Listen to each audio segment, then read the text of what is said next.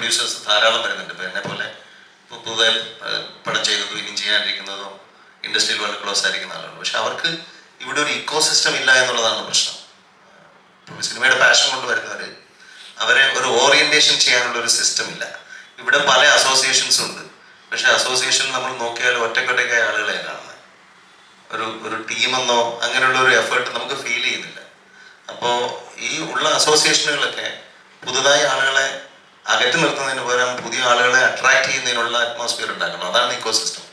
അവിടെ അവർക്ക് ഇപ്പോൾ ഒരു ചെടി വെച്ച് കഴിഞ്ഞാൽ വെള്ളം ഒഴിച്ചു കൊടുക്കുകയും അതിന് കീടങ്ങൾ പിടിക്കാതിരിക്കുകയൊക്കെ ചെയ്യുന്ന ഒരു പ്രോസസ്സ് ഉണ്ടാവും.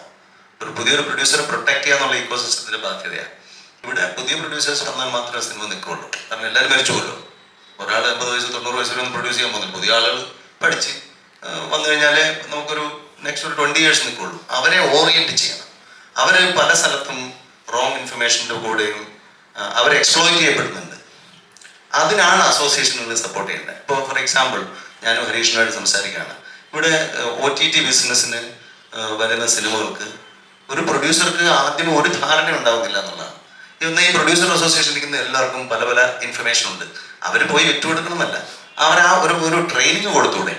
അവർക്ക് ഇന്ന രീതിയിൽ നിങ്ങൾക്ക് കുഴിയിൽ ചാടാൻ സാധ്യതയുണ്ട്, ഇന്ന രീതിയിൽ നിങ്ങൾ പോയി കഴിഞ്ഞാൽ നിങ്ങൾക്ക് ഡയറക്റ്റ് ആയിട്ടോ. പിന്നെ ഒരു അസോസിയേഷൻ ആകുമ്പോൾ അസോസിയേഷന് ബെറ്റർ ബാർഗെയിനിങ് പവർ ഉണ്ടാവും, അല്ലേ? ഇപ്പോൾ ഒരു സിനിമ, എൻ്റെ സിനിമ ഇപ്പോൾ മനോരമ മാക്സിൽ വരുന്നു. പൈറസി എന്ന് പറയുന്ന സാധനം എല്ലാവരും പറയുന്നതാണ്, കേൾക്കുന്നതാണ്, പല ആളുകളും ടെലിഗ്രാമിൽ കണ്ടു എന്നൊക്കെ പറയുന്നതാണ്. പക്ഷേ ഹൃദയം പൊട്ടുന്ന രീതിയിലുള്ള പൈറസിയാണ് നടക്കുന്നത്. ഒരു പ്രൊഡ്യൂസർ എന്ന നിലയിൽ അവസാനം ഒരു ഏജൻസിയെ ഏൽപ്പിച്ച് അവർ ബ്രില്യൻ്റ് ആയിട്ടൊരു ജോലിയാണ് ചെയ്തുകൊണ്ടിരിക്കുന്നത്. എല്ലാ മിനിറ്റിലും പടം ഇറങ്ങി 2 മണിക്കൂറിൽ അമേരിക്കയിൽ പടത്തിൻ്റെ കോപ്പി അപ്ലോഡായി. അവിടുന്ന് ആളുകൾ വിളിച്ച് ഇങ്ങോട്ട് പറഞ്ഞു. ഞാൻ വിചാരിച്ചു ഇത് ശരിക്കുള്ള ചാനലിലാണ്. ഞാൻ അപ്രീഷിയേറ്റ് ഒക്കെ ചെയ്തു. ഞാൻ ചോദിച്ചു എങ്ങനെയാണ് കണ്ടത്, അവിടെ മനോരമ മാക്സ് ഉണ്ടോ? ഇല്ല. പിന്നെ എങ്ങനെയാണ് ഒരു സെറ്റപ്പ് ബോക്സിൽ ഈ സാധനം വന്നു? ഇതാണ് സിനിമ ഇൻഡസ്ട്രി ഫേസ് ചെയ്യുന്നത്. എല്ലാവരും സിനിമ കാശ് കൊടുത്ത് കാണാൻ തയ്യാറാവണം.